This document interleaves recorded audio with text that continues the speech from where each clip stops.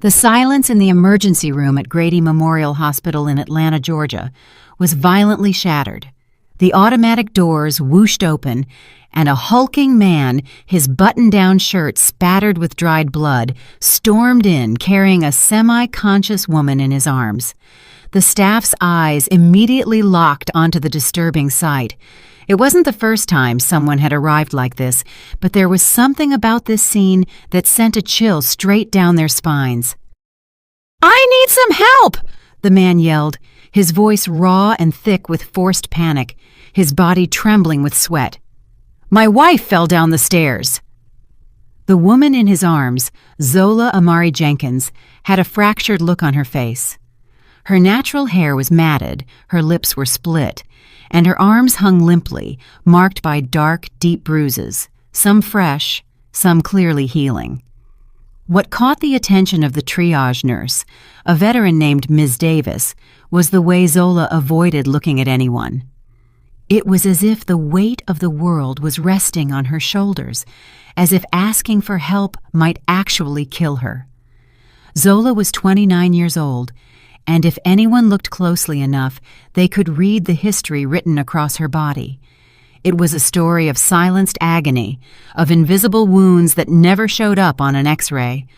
Only this time, there was something different in her eyes, a void so profound it screamed for someone to listen, even as her voice dared not make a sound. The man carrying her was Kofi Jide Okoro, tall with a booming voice and an intimidating presence. His hands, which claimed to hold her with tenderness, showed tiny traces of blood underneath his fingernails. When the medical staff tried to take control of the situation, he remained close, too close. "I found her at the bottom of the flight," he said, sounding impatient. "She hits her head sometimes. You know, she's clumsy like that." Dr. Imani Jones, who had just stepped out of surgery, approached after hearing the commotion. With almost 20 years of experience at Grady, she had developed a sixth sense for recognizing what wasn't being spoken. Seeing Zola, she knew this battered body was not the result of a simple fall. "Let's move her to Trauma 1, she ordered, her voice firm. "We need X-rays, a head CT scan, and a full panel of labs." Kofi tried to follow them into the restricted area, but was politely, though falsely, stopped by the male nurse, Elijah Eli Cole. "We apologize, sir. Hospital procedure. You'll have to wait out here." "But she's my wife." "Precisely," Eli said, maintaining his calm, even smile. "We need space to work without distractions." As the gurney turned the corner toward the trauma bay, Zola slowly turned her head and looked directly at Eli for the first time. It was a mere instant, but in that second, something silent was conveyed. It wasn't a plea, it was a testament. "Can you move just a little for us?" Eli asked gently as they settled her onto the exam table. She nodded barely. During the examination, the silence in the room was so thick it felt painful. Dr. Jones clinically assessed every part of Zola's body, not letting the horror show on her face. Broken ribs, a fractured ulna, circular-shaped burns, like from a hot spoon, scars across her back as if made by a belt buckle, and an old, untreated fracture in her jawbone. "This is not recent," the doctor quietly told Eli. "This has been going on for years." Eli swallowed hard. He knew it already, but hearing it confirmed by the doctor made it all too real. As he cleaned a laceration on Zola's eyebrow, he spoke in the softest voice he could muster. "Does it hurt a lot?" "Not as much as other days," she whispered, without opening her eyes. Eli felt something break inside him, and he knew they had to act now. Meanwhile, Kofi paced the waiting room, walking in circles. He demanded updates, checked his watch impatiently, talked on his cell phone, pretending to be concerned. But in his eyes, a glint of chilling control never faded. When Dr. Jones came out to speak with him, her words were measured. "She's going to be in observation for a few hours. There are some injuries that concern us." "Can I see her now?" "No. She needs to rest." Kofi frowned, his fists clenching, but he said nothing. At that moment, the doctor gave a discreet signal to Tasha Williams, the hospital social worker, who had already been briefed. Tasha approached the observation room, sat by Zola's bedside, and spoke without rushing. "Hey, Zola, I just want you to know you're safe here. Nobody can hurt you." Zola didn't respond. Her eyes were fixed on a dead spot on the ceiling. But when Tasha mentioned the word shelter, a silent tear slid down Zola's cheek. "You don't have to decide anything today," Tasha continued. "Just know that there's a way out, that this is not what you deserve." Eli watched from the doorway. He had never seen a silent tear convey so much. That night, as the hospital settled into its nocturnal rhythm of low lights and soft footsteps, Kofi tried to enter the room again. He wore a dark hoodie and walked stealthily, but someone had anticipated his intentions. "What are you doing here?" Eli asked, meeting him halfway down the hall. "I want to see my wife," Kofi hissed through gritted teeth. "You're not authorized. I told you, she's my wife." "As of this moment, you cannot come any closer." Two security guards instantly appeared behind Eli, and behind them, Assistant District Attorney, ADA, Keisha Grant, stood, a folder in her hand and an expression that cut through the air. "Kofi Okoro," she stated firmly, "there is an active restraining order against you. Please come with me." Kofi took a step back, trying to talk, to justify himself, to feign surprise, but his act wasn't working anymore. "Y'all don't know who you're messing with," he growled as they handcuffed him. "She's sick. I'm the one who takes care of her." His shouts echoed down the hallway. In her room, Zola opened her eyes for the first time since she was brought in. She didn't ask what was happening. She simply closed her eyelids and let out a long sigh, as if she could finally breathe freely. Eli came in shortly after, placed a fresh blanket over her, and checked her vitals. "He's out," he told her. "Really out. And he's not coming back." Zola pressed her lips together, as if speaking were still too dangerous, but this time she didn't fall back asleep with a frown. At dawn, Tasha returned, bringing a cup of chamomile tea and sitting down next to her. "Would you like us to notify anyone? Your family? A friend?" Zola hesitated. Every question seemed to open a door with ghosts hiding behind it. "My sister, Nia. She lives in Charlotte, North Carolina. We haven't spoken in years." "Do you want us to contact her?" "Yes, but don't tell her everything yet." Tasha nodded. There was no need to pressure her. Before Tasha left, Zola looked out the window. Outside, the sky was turning a pale, hazy blue, the city indifferent to her pain. But in that corner of the hospital, something had fundamentally changed. "What if this time I can actually leave?" she whispered. No one answered, but for the first time, the question didn't sound absurd. The room filled with light, and though the wounds were still there, something new began to stir. The small, fragile possibility of starting over. The echo of the guard's footsteps still lingered in the hospital hallways when Zola awoke from the longest sleep she'd had in weeks. Sleeping without fear felt strange, almost guilty. For the first time in years, the morning didn't arrive with screams, slammed doors, or insults disguised as affection. The soft light filtering through the blinds didn't burn.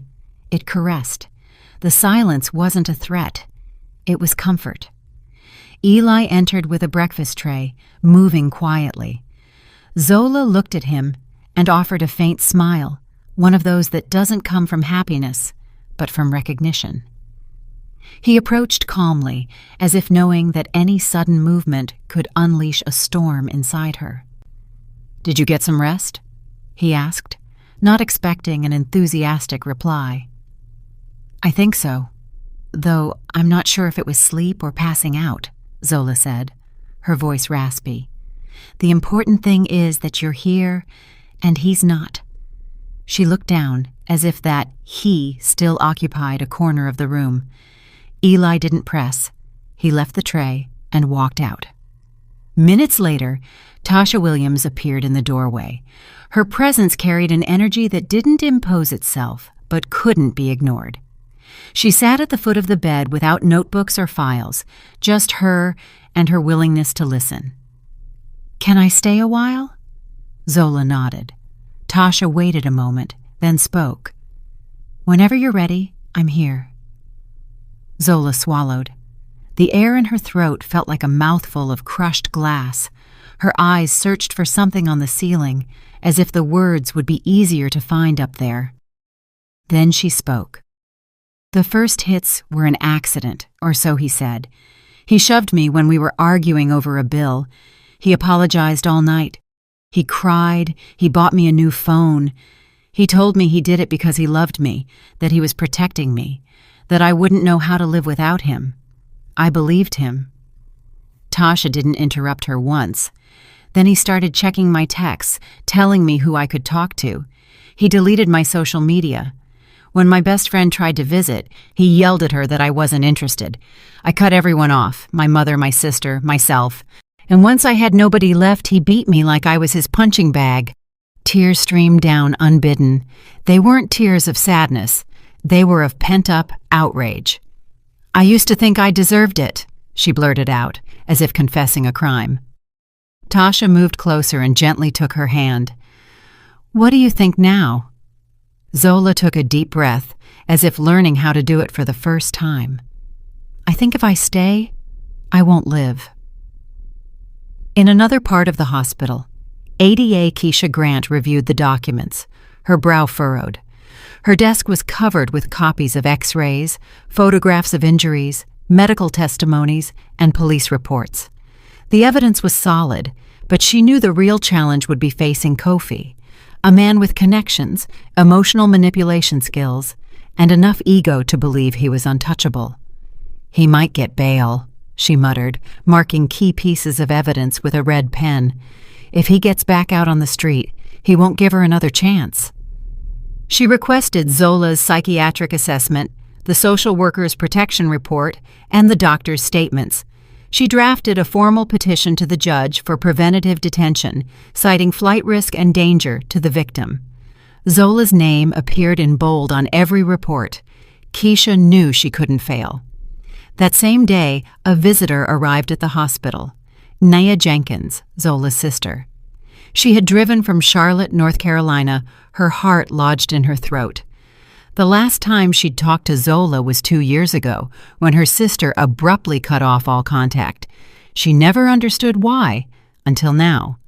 Tasha received her. "We don't want to overwhelm her, but I think your presence might help more than any medicine," she said as they walked down the hall. When Nia entered the room, Zola froze. She didn't know whether to smile, cry, yell at her for taking so long, or beg forgiveness for pushing her away. She did none of those things. She just opened her arms, and Nia ran to hug her as if time had never passed. "I'm sorry I let you go," Nia sobbed. "I'm sorry I didn't ask for help," Zola whispered. The embrace lasted longer than many relationships. It was an emotional suture over a wound that had been open for years. When they finally separated, Zola seemed taller, more whole. Nia wiped her sister's tears with her hands, just like they used to do as children. "Mom and Dad are fine. They found out yesterday. They want to come. They're worried and they're mad. At me, at him, and at themselves for not seeing anything." News of Kofi's arrest circulated in the local Atlanta media. The headline was cold. "Man accused of domestic violence in Fulton County faces legal proceedings." But in the end, that wasn't what mattered.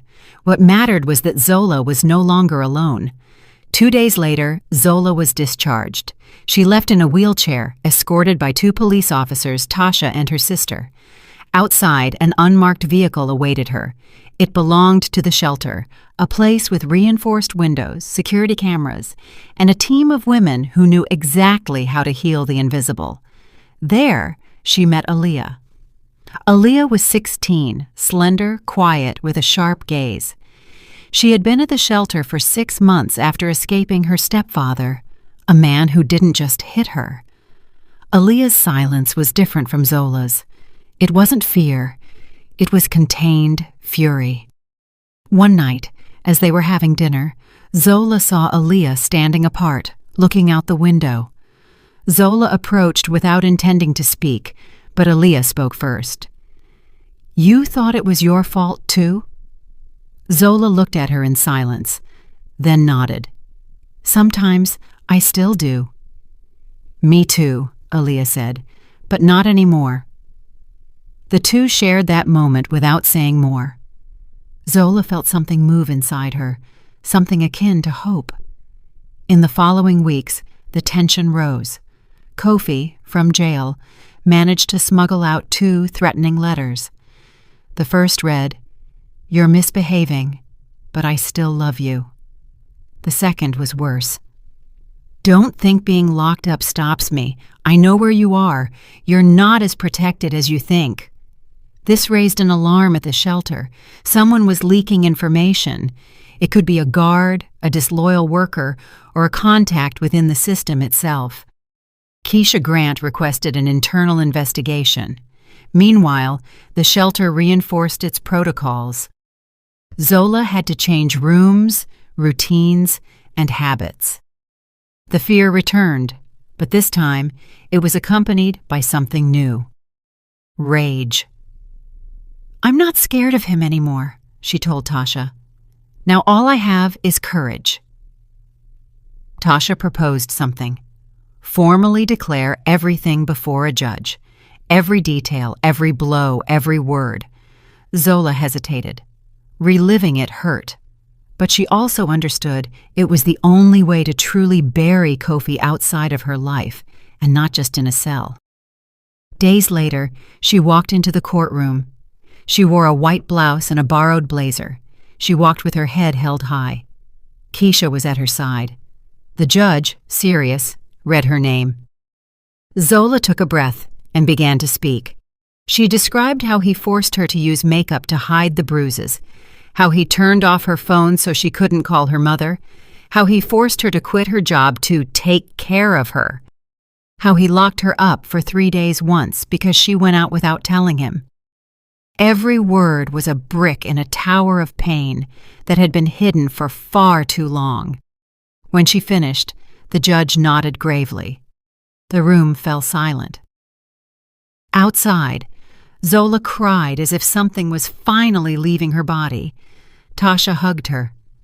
"Today was the beginning," she said. "You are no longer under his rules." The case moved forward. Kofi was charged with aggravated assault, domestic violence, and making terroristic threats. His attempt to secure bail was denied. The evidence was overwhelming. The letters, the testimony, the medical reports, everything fit. Zola returned to the shelter feeling lighter. She knew the fear wouldn't vanish completely, but for the first time in a long time, she wasn't letting it make her decisions. In her room, in front of the mirror, she gathered her hair. She studied her face. The scars were still there, but they were no longer marks of shame. They were the map of her survival.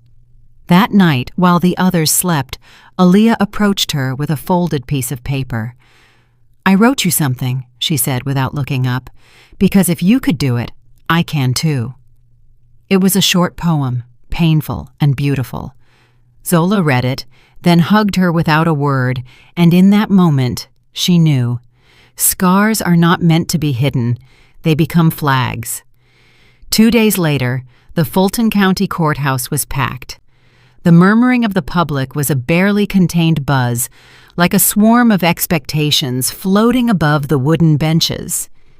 Outside, the press huddled, anxious to capture a photo, a quote, a face that would justify the headlines they were already drafting.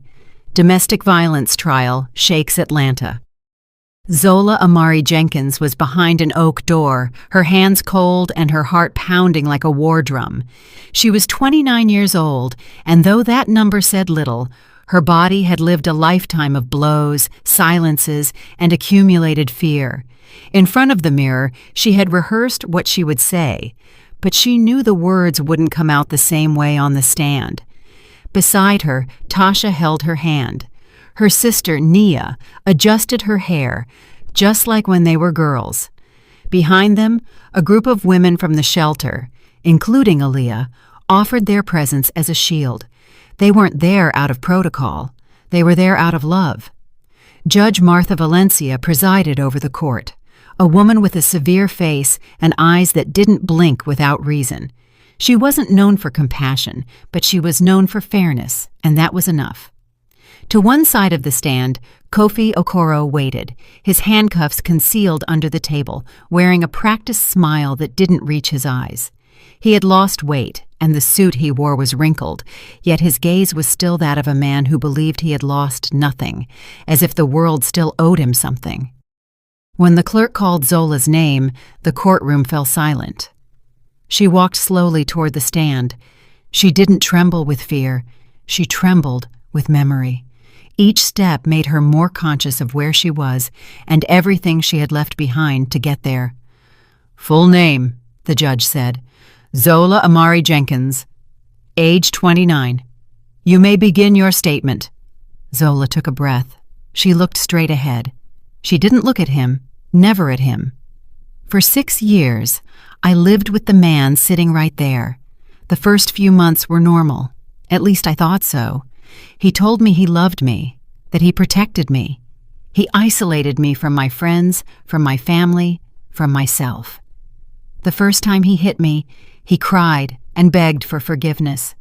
He brought me flowers. He promised it would never happen again. He did it again 2 weeks later." Zola's voice didn't crack.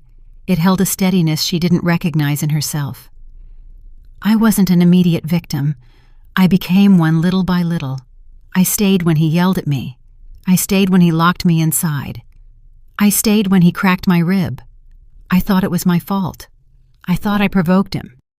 I looked at the judge, then at the people in the benches until I got to the hospital, and they looked at me like I deserved something better. They asked me if I was hurting, and I answered, 'Not as much as other days.' It was the first time I heard myself speak the truth." Keisha Grant, the ADA, presented the evidence. Photographs of the injuries, the medical reports, the threatening letters from jail, the testimonies of Dr. Imani Jones, Nurse Eli Cole, and social worker Tasha Williams. Every word matched. Every image hurt. Dr. Jones was clear. There is no physical way those fractures were caused by a fall. They are the result of prolonged, repeated aggression. Eli spoke of finding her on the gurney, her body defeated but her eyes pleading for help. Tasha recounted the emotional process, the fears, the sleepless nights, the trembling at any loud sound. Then, something unexpected happened. Keisha Grant requested permission to present an unannounced witness. The judge raised an eyebrow, then nodded. "We call Aaliyah to the stand." Aaliyah, a slender teenager with dark hair, walked to the front. She wore modest clothes, but her steps were firm. Zola stood motionless. She hadn't expected this. Aaliyah stood before the microphone. Her voice was deeper than her age suggested. "I didn't know Zola before the shelter. I got there because my stepfather had been touching me since I was 12. My mom didn't believe me. I thought about going back to him. I thought maybe I should just die. Until I saw Zola." She paused, swallowing. The next words broke the atmosphere like glass. "And she taught me I'm not a lost cause. If she could walk out of the fear, I could too. I don't know if that helps this trial, but for me, she's the reason I'm still alive." The judge said nothing, merely adjusted her glasses. At that moment, Kofi sprang up from his seat. "This is a circus!" he screamed with contained fury. "That girl doesn't even know me! That woman belongs to me!" 2 officers immediately restrained him. The judge slammed her gavel. "Mr. Okoro, if you interrupt again, you will be removed from the courtroom." Kofi struggled, his mask shattering into pieces. There was no trace left of the charming man described on social media. What remained was real. It was monstrous. The hearing continued for hours. The defense tried to justify the injuries, alleging stress, misunderstandings, and household accidents. The judge didn't need much time to decide. At 6:47 in the evening, Judge Valencia delivered the sentence. This court finds the defendant, Mr. Kofi Jide Okoro, guilty of the charges of domestic violence, aggravated assault, and making terroristic threats. He is hereby sentenced to a term of 8 years in state prison, with no right to reduction for conduct. Furthermore, a perpetual restraining order is decreed. He shall not approach the victim or her family within 1,600 feet, 500 meters, ever. Kofi shouted something as he was being escorted out, but no one was listening anymore. Zola left the courthouse with her head held high. The press was waiting outside. She made no statements. She simply took Naya's hand and walked toward the shelter vehicle. Inside the car, Tasha looked at her calmly. "And now? Now, I want to live." Days later, Tasha offered her something unexpected. "We want you to work with us as a peer counselor. The new women need someone who understands their fear. Someone like you." Zola accepted without hesitation, not out of heroism, but out of conviction. It was time to do something with everything she had lived through. She moved in with Naya to a small apartment in downtown Atlanta. They painted the walls a cheerful canary yellow, placed plants in every corner, and laughed like girls while picking out curtains. For the first time, they were building a home. Zola enrolled in a social work course at Georgia State University. She went every Tuesday and Thursday, took notes, spoke little, and listened a lot. One day, she cut her hair. She hadn't touched it in years. Kofi always said he liked it long. Now she wore it shoulder length. Each fallen strand was a rejection of what no longer defined her. At the shelter, her presence was different. She wasn't just another survivor. She was a beacon. The new women looked at her intently. In her first group talk, she stood in front of them. She brought no notes. She just spoke. "I don't know what to tell you that won't hurt, but I do know that living with fear is not living. If you feel like you can't take it anymore, I understand. But I also know there is a place you can get to. Sometimes it takes time, sometimes it hurts, sometimes you cry more than you laugh, but it exists." The women applauded. Some cried, others simply hugged her. On the last night of the month, Zola hosted a dinner at her new home. She invited Nia, her parents, Tasha, Eli, Dr. Jones, and Elia. She cooked gumbo, dirty rice, and a lemon pie. The table was long, the atmosphere warm. Nia's father, Mr. Jenkins, raised his glass. "To my daughter, who was born again without ceasing to be herself." Everyone toasted. Zola laughed, a clean, unashamed laugh, and in the middle of that dinner, she understood something she had been seeking for years. It wasn't about erasing the past. It was about stopping carrying it like a life sentence. That night, before sleeping, she wrote in her journal, "I didn't heal. I rebuilt myself, and that is more valuable than any cure. Because sometimes, freedom doesn't arrive all at once, but step by step, until it finally stops hurting." Did you like the story, and which city are you listening from? Let's meet in the comments. If you like the story, you can support me by sending a super thanks so I can keep bringing more stories like this. Thank you so much for your sweet support. I'm looking forward to your comments on the story. On the screen, you can see 2 new life stories that I highly recommend. There's so much more on my channel. Don't forget to subscribe. See you in the next life story with love and respect.